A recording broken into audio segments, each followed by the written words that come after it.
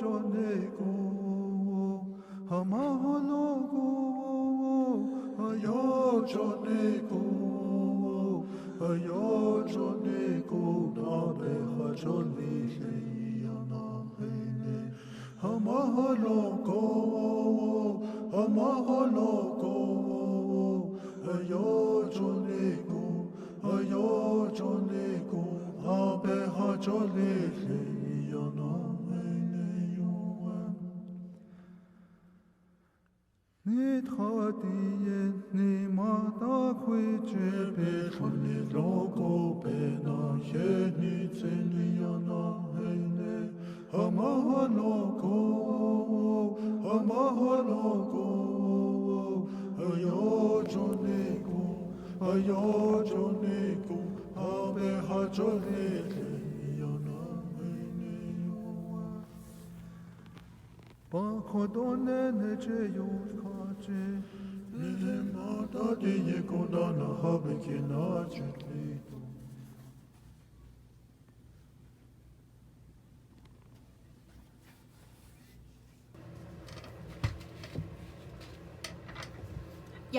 Good afternoon. My name is Charlotte Goldtooth.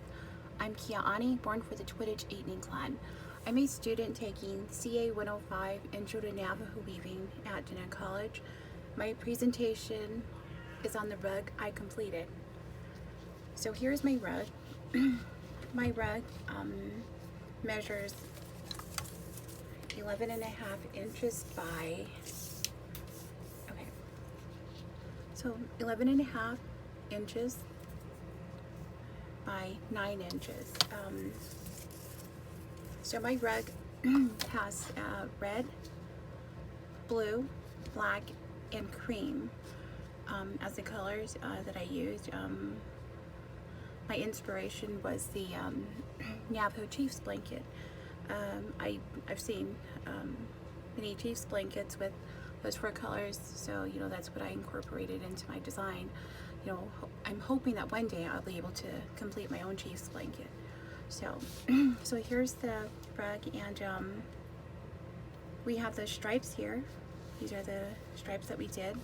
Then the next are these stiff designs where I use the vertical interlock. Then more stripes, and then I did the diagonals here. And then I flipped the design and I just repeated that. What happened was that when I started, you can see this black line here. It's pretty, it's like the width of my finger here. But when you go up here, it stops right here, and it's probably like maybe half an inch, maybe, yeah, it's about half an inch wider than this side. So I don't know how that happened because I followed the directions Miss Craig you know, had in her videos. I measured the, you know, the warp, and then I measured it halfway, then I marked my halfway point, and then I flipped my design, but for some reason it didn't come out symmetrical. So I need to work on that. And here's the back. So as I don't know if you guys all noticed that the back of our rugs weren't very smooth. They have the little bumps here, and there's a lot of lint on the back, and it's kind of coarse compared to the front. The front is smooth. There's hardly any lint because I think I used the lint shaver more on the front than I did the back. And so that's my rug.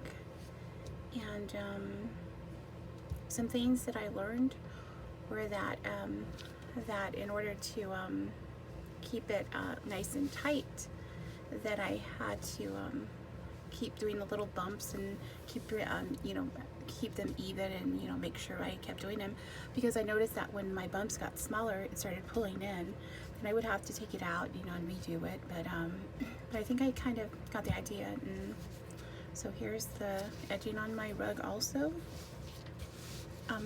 I think it's pretty straight. I like the way it came out. There's a little bump where it might have come out right there, and then it looks like I went back in. Same with this side. I noticed this little piece sticking out here, and not sure how that happened, but I think when it was on the warp, when it was still up on the loom, that I should have probably pulled it back in and, you know, fixed that, but it's fine. Some things that I also learned was that helped me along the way was that we have our yarn balls, and this is my black yarn ball. This is the first one that I wound, and you know what happened was, you know, it kept on unraveling, and it would just, you know, get in the way and get frustrating and be like sitting there, and then, you know, I have it in this container and it would just get all over the place. So what I did was watch some YouTube videos, and I figured out how to wind the yarn around and have it come out of the middle like this. So I just have this little piece here, and then I just pull it out whenever I need that, clip it, and then, you know, I don't have to worry about it. It just sits there. So I did that to the rest of my yarn, which is okay. Okay, so another thing that I was kind of really helpful was making these little pieces that I would use in my weaving. I would get this yarn, so I would go like this, turn, turn, turn, kind of like a butterfly shape, and then I would take this off and just wind this up like this and just tie a little knot here. So then I would just tighten that. Okay, and then what I would do is when I was weaving, I would take these pieces, like when I needed, you know, a piece of yarn, I would just take this and then I would start using it. And what I would do is you just pull this and it stays tied up here like that, and then you just keep pulling it until you use it all. So that was something that was really helpful to me too, because I, you know, before I had the yarns hanging all over the place, and then when I started doing this, you know, it wasn't so bad because it created this little piece of you know, yarn that was you know, that was in all over. So that was helpful. And I think that is about it. Otherwise, I enjoy doing this. You know, I love watching everybody do their rugs and their presentations and their discussion posts, and, you know, it was really helpful reading some of the discussion posts and how, you know, people were having similar problems, and, you know, there was, you know, they I guess figured out how to fix that, and, you know, just reading that, you know, was really helpful. I also look forward to making my next rug, and I'm proud of all my fellow classmates for finishing their rugs and ensuring in this experience with me. I also appreciate Mrs. Craig and her amazing videos and instructions. I've learned a lot and hope to continue learning as we go along in the next couple of months. And thank you.